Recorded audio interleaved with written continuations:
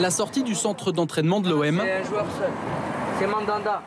seuls les passionnés reconnaissent quel joueur se cache derrière le volant. Parce que le mot d'ordre, c'est la discrétion. Fini les voitures de luxe, les joueurs conduisent tous le même modèle. Certains ont même suivi des formations de conduite pour détecter s'ils sont suivis. Le but, garder secrète leur adresse personnelle. À la tête de la sécurité du club pendant 4 ans, Thierry Aldebert a protégé les joueurs.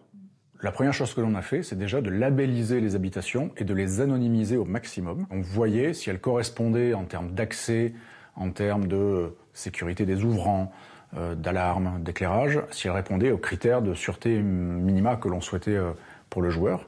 Toutes les procédures ont donc été repensées. Sécurité privée, payée par le club, au domicile des joueurs les soirs de match, adresse tenue secrète même au personnel de l'OM, livraison interdite à domicile.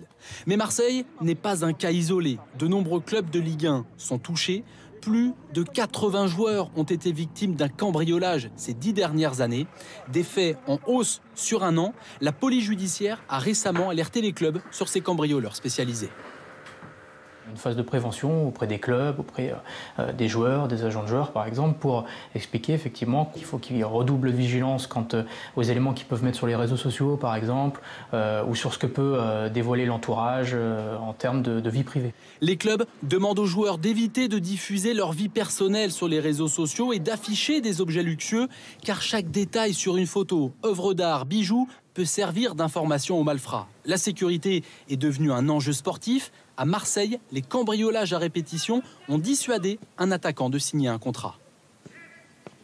L'un des joueurs qui était pressenti pour le mercato de l'hiver 2016-2017 n'a pas souhaité venir, une fois qu'il en a discuté avec sa famille.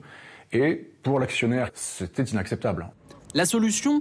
Des villas à l'abri des regards, au fond de petites allées. C'est justement ce que Julie Sabat déniche pour sa clientèle luxueuse. Déjà, on n'est pas loin de leur centre d'entraînement, toujours. On n'est pas loin des axes autoroutiers et des principaux commerces de proximité, des écoles, etc. Et ils sont un petit peu, donc toujours dans la discrétion.